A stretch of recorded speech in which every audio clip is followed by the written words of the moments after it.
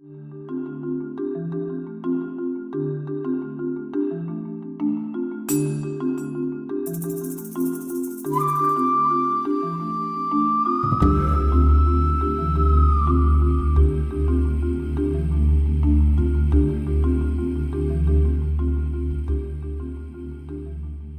everyone, and welcome back to this survey of medieval Europe.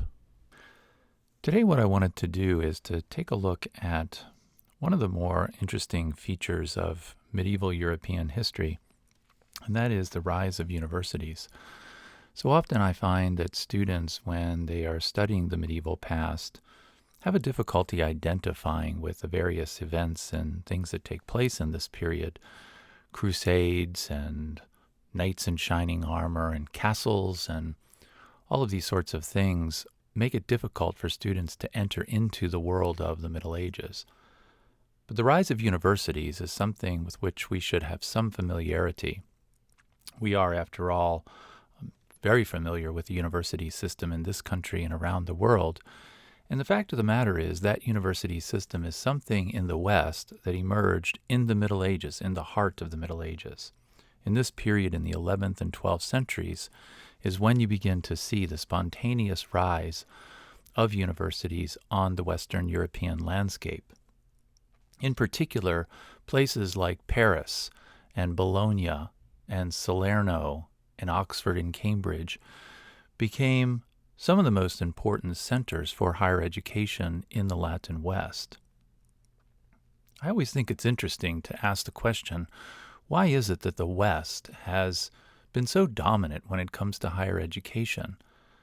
There are a number of reasons that you could give for this, but I think one of the reasons has to do with the fact that the West was indebted to Christianity as one of its cultural characteristics. And Christianity as a religion, of course, required a high level of education. Reading, writing, being able to interpret scriptures, being able to preach sermons, the ability to say Mass, all of these things required a high level of education. Certainly the theology of Christianity was complex and required a level of deep understanding of philosophical principles, and this made learning really, really important in the West. And I think that might explain why, at least to some degree, the West has been so dominant with regard to higher education. Even today, some of the great universities in the world are these universities that were founded in the Middle Ages. Again, Paris, Oxford, Cambridge, and even if you cross the pond into the United States, a child of Western Europe, places like Harvard, Princeton, Yale, others, these are some of the best universities in the world. Now, prior to the rise of universities, it was possible to get an education, but the places where you would get an education in the medieval West tend to be located in monasteries and monastic houses throughout the European landscape, and also in cathedrals. By the time you hit the 12th century, it was required by cathedrals to have schools, and these were training places for clergy who would be saying Mass, delivering sermons, interpreting the scriptures, etc. The same was true for monastic schools. These were institutions that required a high level of learning to interpret the scriptures, to read saints' lives, to say the liturgy, to study, to copy manuscripts. All of these things required a high level of learning in grammar, philosophy, what we would call today the liberal arts. But it is an interesting fact that in the 12th century, you begin to see the spontaneous emergence of these universities in Europe. The universities were really unknown to ancient Greece and Rome, but between the years, say, 1150 and 1200, these cities spontaneously developed universities. Now, I want to emphasize here that they weren't founded. Later in the Middle Ages, you would start to see universities founded, but early on, they arose spontaneously. In fact, they weren't called universities. They were referred to as studia generale. And in those three cities, particularly in Oxford, Paris, and Bologna, these three cities, a multitude of masters gathered and organize themselves into a guild of teachers. Now, this is the aerial view of the city of Paris, and it gives us a good idea as to why or how it was that these masters congregated in some of these important cities. Paris is a classic example. In the upper part of this image, you see the Cathedral of Notre Dame, one of the most famous and important cathedrals and important dioceses in Western Europe. If you look to the right, that is typically the left bank of the Seine River, which is where the university district emerged. In this area, you have a couple of prominent monasteries. So you have key monasteries, the monastery of Saint-Geneviève, Saint Victor is nearby, a couple of really important monasteries, and you also have an important cathedral. So in the city of Paris, it was ripe for these masters to begin to congregate in this city. And what they did was they started to set up shop in various locations on the left bank, or even in some cases along the bridges or on the Ile de la Cité itself. They would set up rooms and begin to teach. And they would teach standard, what you and I would call liberal arts type curricula. And these masters began to form a guild. And the guild began to protect the rights of the masters and the students as this new university model began to emerge. So what I want to do is emphasize some of the characteristics of these early medieval universities. The first thing I'd say, again, is that these universities were comprised of many masters. These were teaching guilds. Now, in the Middle Ages, it was common for groups of people with a common interest to band together in certain ways. Guilds and religious houses, many groups like these got together to form communities. And so this was true with the early universities as well. When the students and the masters gathered in these cities, they had some problems. Unlike today, medieval cities were somewhat stingy about giving out citizenship, and this meant that you had fewer and fewer civil rights. Kings and bishops all wanted access to these students. They were a prized group of people because of their education. And this had important ramifications for things like landlords, courts, even police.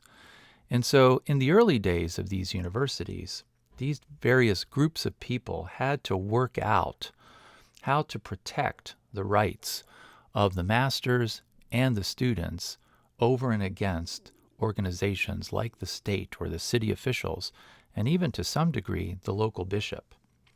So the university arose as a labor union to protect itself against the city. The term university as such is actually a labor term. Now, each of these universities typically had one graduate program. Their undergraduate program eventually became what you and I would call a liberal arts program of study. But each one of them specialized in at least one graduate program. For example, theology was studied at Paris. Law, you would go to Bologna to study law. Or if you were studying medicine, that would be a place like Salerno in southern Italy. So each one of these universities had a graduate program that they tended to specialize in. Now later on, of course, more and more graduate programs were added to these universities, but initially they specialized in one. One of the key characteristics of these early medieval universities was also their ability to regulate themselves. Masters would get together, they would decide what the curriculum would be for their students, what the fees would be, various logistic things like that. Today, you and I are familiar with the red tape of colleges and universities that are associated with particular campuses. In the Middle Ages, things were much more agile. Professors taught in rooms with students. Students paid professors directly. It was very easy to move about, unlike today where you have campuses that are locked into a particular geographic location. So these masters and students got together to regulate the curriculum, to regulate the various logistics. And that power to regulate themselves is something that you see even today in a university system. It's not uncommon for faculty every semester or every time there's a graduation to have a kind of pro forma approval of the students who will be graduating that particular semester. In other words, the idea here is that the faculty control the curriculum to the extent that they can. In today's world, with a lot of professional programs like nursing and others that are governed by state regulations, that complicates matters a little bit more. But the ideal is still there, that faculty have control over the curriculum that they are teaching their students. They also have the authority to issue a license to teach. This would be the equivalent of a modern-day diploma. So the early medieval universities arose spontaneously. They developed out of labor needs to protect the students against other interested parties, the city, the bishop, and groups like that who valued the training of these students. Now, the method of education that was used in these early medieval universities was scholasticism. This is a little bit different than the kind of educational philosophy that we use today, which is based more loosely on the Renaissance. Renaissance education, our education today, tends to be a mile wide and an inch deep. We study a little bit of this, a little bit of that, and our knowledge of these subjects tends to be very limited and not particularly deep. Scholasticism was a bit different. Scholasticism tended to be what you might say an inch wide and a mile deep. It was a deep dive into various topics, and it was based on authoritative texts. Each topic, each field, if you will, had certain authoritative texts that people would study deeply in order to understand these topics. So, for example, if you were studying the Bible or if you were studying theology, you would, of course, have the Bible or maybe a book like Peter Lombard's Sentences or something like that you would use in your curriculum. If you were studying medicine, the authoritative text might be the work of Galen. Or if you were studying law, it might be Gratian's canon law. Canon law was the law of the church. Or if you were studying civil law, you might study Justinian's Code of Law. But each topic would have an authoritative text, and you would do a deep dive into these texts. The other thing that you would do would be to apply Aristotle's logic to these texts, particularly texts that brought up questions or problems. Now, Aristotle was, in a sense, rediscovered in the 12th century largely because of Islamic scholars that had brought these classical texts into the West and reintroduced them into the West. And Aristotle's logic in particular was a highly valued tool for helping Western thinkers navigate the complexities of intellectual ideas and scholarly study. And so the way scholasticism would work in the classroom is that a professor, a master, a teacher would begin by doing what's called a lectio. Today you would think of that as a lecture, but in reality it was a reading of one of these authoritative texts. And students in the classroom would dutifully copy the text, making notes here and there, sometimes in the margins, but also copying the text. This would be a way that they would have a copy of the text for their own study. Occasionally, questions would emerge, and a master would pause and ask questions, and it would be sort of along the lines of, this person says this, that person says that. Here are some questions that we need to wrestle with, and here's where, again, Aristotle's logic would come in to help people solve the kinds of disputes or problems that would emerge in the close reading of these texts. And then occasionally throughout the year, there would be, particularly during feast days and things like that, there would be disputatio, there would be disputes or disputations, or what you and I might call today debates.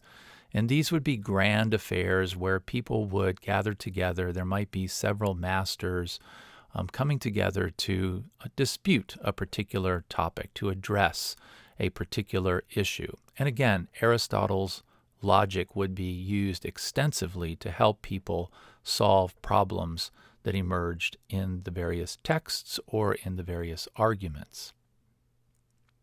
The whole goal behind the scholastic model of education was to come to the point where you could have general principles about a particular topic, a summa, if you will.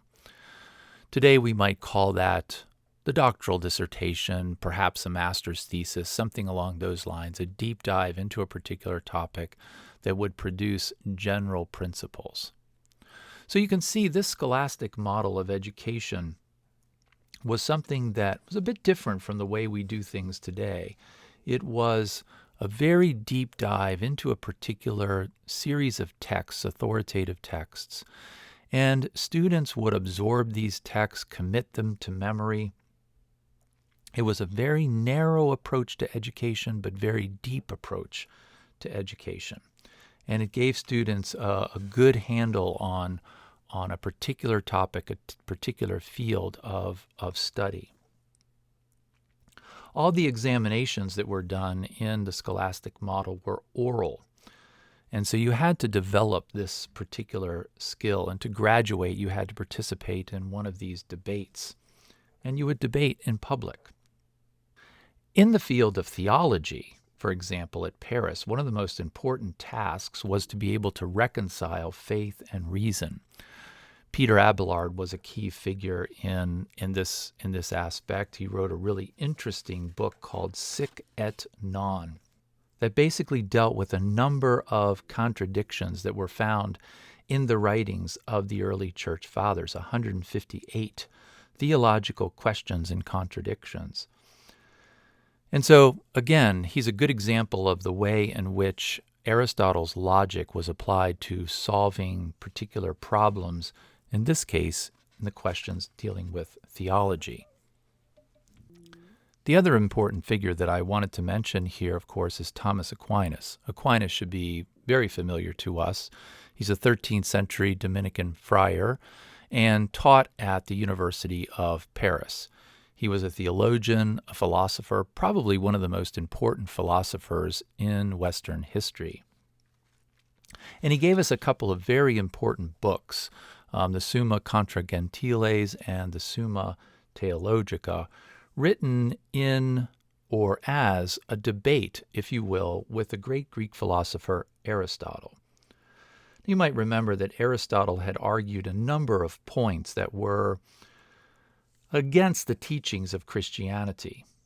Now, he was a pagan after all and lived several centuries before the time of Christ, but he taught things like the soul perished.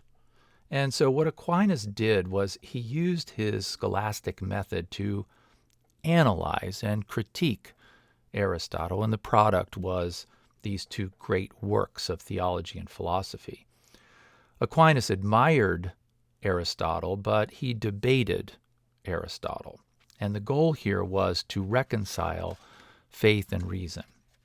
And even to this day, Thomas Aquinas is the standard when it comes to Catholic theology and philosophy.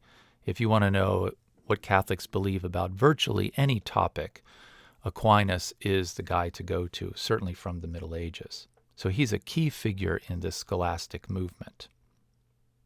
Now, in addition to the rise of medieval universities as one of the great cultural achievements of the High Middle Ages, I want to mention a couple of others. First of all, I'd mention Gothic architecture as one of the great cultural achievements of this period, and there's no better example of this than the Cathedral of Notre Dame in Paris. Its flying buttresses and stained glass windows, gargoyles, spire, towers. This is one of the most complex and beautiful buildings in all of Western Europe, in fact, the world. It was commissioned by Bishop Maurice de Sully in Paris and was built in the 12th century. And to this day, it serves its original intention, that is, to function as the seat of the Diocese of Paris. Of course, last year in 2019, the cathedral burned.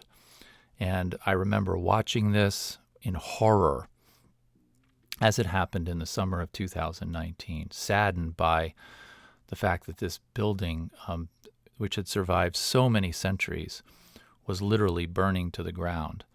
Thankfully, it did not burn completely to the ground, and our hope today is that this great cathedral will be rebuilt and once again serve the citizens and population of Paris as it has done for so many centuries prior. But Gothic architecture stands as one of the great cultural achievements of this period. This is Chartres Cathedral, just south of Paris. Again, one of the most beautiful and magnificent Gothic cathedrals in the world. Again, buttresses and stained glass windows, its radiating chapels and spires. This building has been an inspiration for pilgrims and Christians for centuries. Others include Canterbury Cathedral in England. This is a magnificent cathedral that shares many of the same characteristics as other Gothic cathedrals, with its stained glass windows and flying buttresses. It's just an amazing building to behold. There are some other examples. This is Sainte-Chapelle in Paris, which was commissioned by the great King Louis IX as a reliquary for the crown of thorns that he had acquired on crusade. And it is a marvel of Gothic architecture when you go inside this small building. This is right down the street from the Cathedral of Notre Dame. When you go inside this building and look up and look around, it is a marvel as to how this building is even standing, because it appears as though it's made up of nothing but windows. There are windows all over this facility, all over this building. And it is just a beautiful, beautiful example of Gothic architecture and the way in which it allowed light to enter into the building, and the beauty of the stained glass and the vaulting and the windows. It's just an amazing, amazing building to see. So whether it's Gothic architecture or literature, the work, for example, of Chrétien de Troyes, all of these 12th century figures, or the music of Hildegard of Bingen, the High Middle Ages truly was a period of cultural advancements. The Scholasticism of St. Thomas Aquinas, his philosophy, the rise of university, music, architecture, science, it was all there. This period is one of great cultural achievements, and it helps us, I think, to appreciate more the great accomplishments of the High Middle Ages and the fact that it was not as dark and dreary as popular literature and popular film suggests. So I hope you enjoyed this little survey of the rise of universities and a couple of the other highlights, cultural advancements in the High Middle Ages. But for now, I hope you have a great day, and we'll see you back here next time.